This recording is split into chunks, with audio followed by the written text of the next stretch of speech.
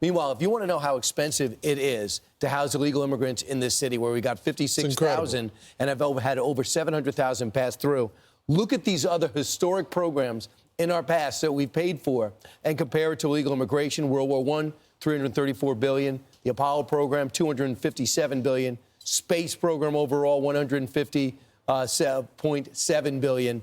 Taxpayer costs for the Manhattan Project to build the atomic bomb, $30 billion. The Panama Canal is $15 billion. Hoover Dam, $1 billion. Now compare that to illegal immigration in our country, $150 billion. It's incredible. It's incredible. And this, it doesn't even include what is happening in Texas, which we're not even talking about.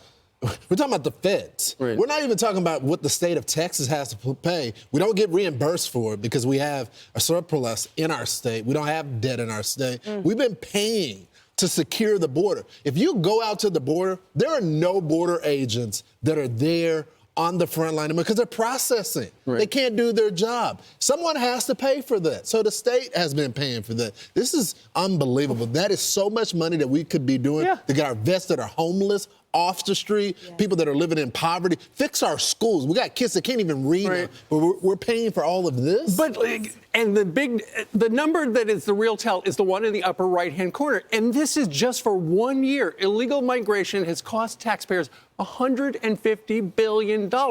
In comparison, look, that is about half the cost of all of World War I, and a fraction of the Apollo space program. It's just extraordinary, and that is 1 year, $150 billion, and that's why we all feel it. Yes. That's why I love that DOGE is bringing this public, because that's going to be their greatest asset. People say, well, what can they actually do? Well, they could actually coach President Trump and make their case for executive orders. They also could rally Congress, especially Joni Ernst says, I'm going to work with you right away. I think some Democrats who want a future will feel the same way because right now they're reeling. And I think the fact is that Elon Musk and Vivek Ramaswamy holding a press conference is going to be covered by all the networks. Because the thing is, to see your tax dollars being squandered like that in black and white, to have it put out there like a cyber deal on Monday, for just $150 billion more, you could get World War I or you could get illegal immigration for a year. And to your point, all that covers is the federal taxpayer dollars. It doesn't cover the fact that the emergency services budgets were absolutely blown within 1 month of the annual year. It doesn't cover the lives lost at the hands. I mean, it is so traumatic for the American people, and the thought that this ripple effect won't be generational. Finally, however, with the new sheriffs in town, the new bookkeepers in town, with Elon and Vivek saying, look, guys, we're holding up the tax receipts on the basis of what was such an opaque administration that we are currently in, by the way, for another 50 days. We don't want to give you any type of indication what your tax dollars are going to. Just think, what could we do with $150 billion? We're spending it on that? Like Warren said, schools, and safety. All that stuff. And instead, we've got it's a mess, and everybody knows it's a mess. However, if you were looking at the X account of the House Ways and Means Democrats, they posted something yesterday that was quite tone-deaf, and they pretty much immediately took it down.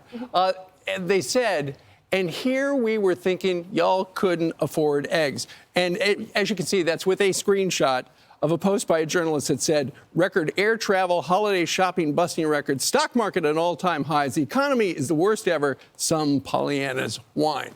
What they don't take into effect and into consideration is just the fact that it's tone deaf and people are hurting. And that's one of the reasons why they just lost the election. Well, this goes to the point of them making fun of voters. I mean, they should have left it up. Leave it up. Don't be ashamed of it. You guys continue to do it on national TV. Say, they're uneducated voters. Those are the people. We can't convince those type of people. Oh, no, the economy, it's good.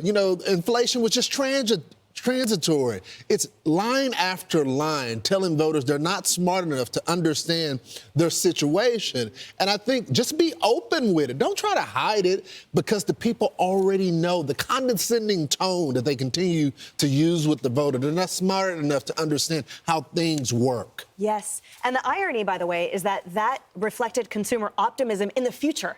It was the fact that President Donald Trump is the president-elect. It's the fact that they have now a refreshing administration wipe to look forward to. Right. That's in part what fosters consumers' excitement and spending on Cyber Monday. It wasn't the dread everyone's been feeling for the last 4 years, but I totally agree with you that the mocking, the condescension that is rooted in this administration and the House Dems, leave it up, guys. Nasty. We already know. You don't need to hide it. I'm Steve Ducey. I'm Brian Kilmeade. And I'm Ainsley Earhart. And click here to subscribe to the Fox News YouTube page to catch our hottest interviews and most compelling analysis.